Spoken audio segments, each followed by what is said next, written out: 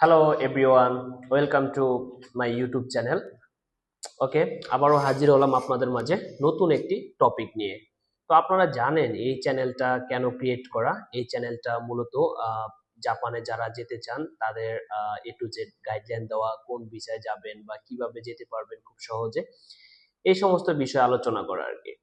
তো যেহেতু আপনাদের আগামী ডিসেম্বরের 7 তারিখে আপনাদের জেএলপিটি এক্সাম, সেই ক্ষেত্রে আমার মনে হয়েছে যে আপনাদের সাথে জেএলপিটি এক্সামে নিয়ে কিছু কথা বলা আর কি। তো জেএলপিটি এক্সামটা আপনারা কিভাবে আসলে ভালো করতে পারবেন, কোন দিকটা আপনারা ফোকাস করলে একটা ভালো মার্ক তোলা যাবে, বা অথবা কিভাবে আপনারা পাস মার্কটা তুলতে পারবেন, সেই বিষয়ে আমরা একটু কথা বলবো। তাহলে চলো ধাপে ধাপে পুরো বিষয়টা আমরা বোঝার চেষ্টা করি। ঠিক আছে? ওকে, জেএলপিটি পরীক্ষার ভিতরে আপনাদের মূলত পার্ট কয়টা? তিনটা। একটা হচ্ছে কানজি অ্যান্ড ভোকাবুলারি, দ্বিতীয় হচ্ছে গ্রামার অ্যান্ড রিডিং, তৃতীয় হচ্ছে লিসেনিং পার্ট। ঠিক আছে? এখন টোটাল পাস মার্ক কততে? 90। আপনি 90 পেলে হচ্ছে আপনার পাস মার্কটা আসবে। বাট আপনাকে প্রত্যেকটা তিনটা পার্টে আলাদা আলাদা কিন্তু একটা মার্ক তুলতে হবে। দেন গ্রোস হচ্ছে 90 পেলে আপনি পাস আসবে। তো এখন আসেন, বেসিক্যালি আমরা যারা বাংলাদেশে জেএলপিটি এক্সাম দিচ্ছি, আমাদের হচ্ছে গ্রামারে আমরা একটু সবাই উইক। তো আমরা এখন কি করব, কোন বিষয়টাতে বেশি ফোকাস দিব, যেহেতু আমরা গ্রামার একটু উইক। ঠিক আছে?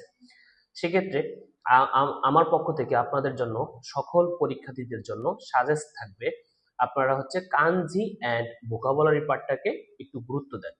কানজি অ্যান্ড ভোকাবুলারি পার্টে কিন্তু আহামরি খুব যে গ্রামার থাকে তা না। এই পার্টটা হচ্ছে একটু মুখস্থ বিদ্যা টাইপের আর কি। আপনার যদি ভালো ভোকাবুলারি জানা থাকে, প্লাস হচ্ছে কানজিটা যদি ভালো মুখস্থ থাকে, তাহলে আপনি খুব সহজেই এই পার্টে ভালো একটা মার্ক তুলতে পারবেন।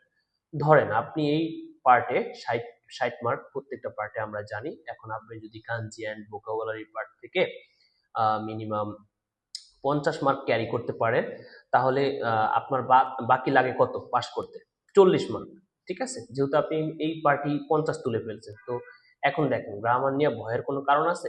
আর আমি আশা রাখবো আপনারা হচ্ছে অবশ্যই পড়ে সিলেবাস শেষ করে আপনারা জেএলপিটি এক্সামটা দিতে যাচ্ছেন।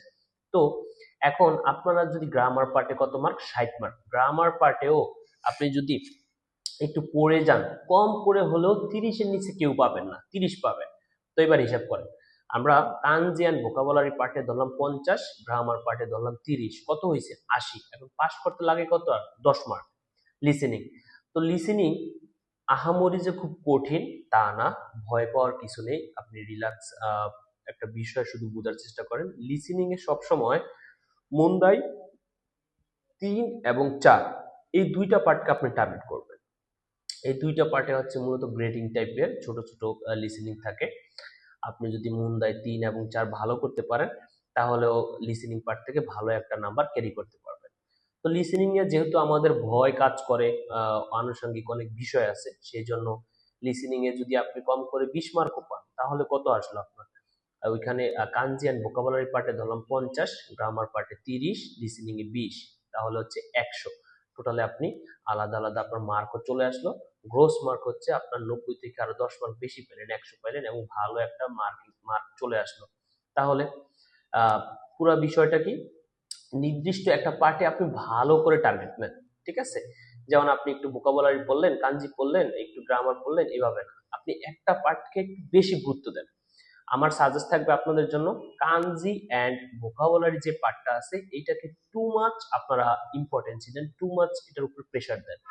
এটাকে খুব ভালোভাবে নেন যে এই পার্টে, কানজি অ্যান্ড ভোকাবুলারি পার্টে আমাকে হচ্ছে মিনিমাম 50 মার্ক তুলতে হবে। দেন হচ্ছে গ্রামার পার্ট, অবশ্যই আপনারা পড়াশোনা করছেন, গ্রামার পার্ট হচ্ছে আপনারা কমপক্ষে হইলেও 30 প্লাস পাবেন সবাই। লিসেনিং তো বললামই, মুন্দাই 3 আর 4 কে আপনারা একটু ভালোভাবে গুরুত্ব দেন, তাহলে আহ, ভালো একটা মার্ক লিসেনিং থেকে তুলতে পারবেন।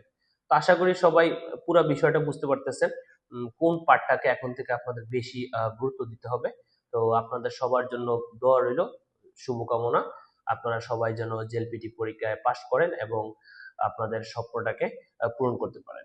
ধন্যবাদ, সবাই ভালো থাকবেন। লাস্ট একটা কথা, যদি এই ভিডিওটা ভালো লাগে তাহলে অবশ্যই অবশ্যই চ্যানেলটা সাবস্ক্রাইব করবেন। দেখা হবে পরবর্তী কোনো ভিডিওতে। আল্লাহ হাফেজ।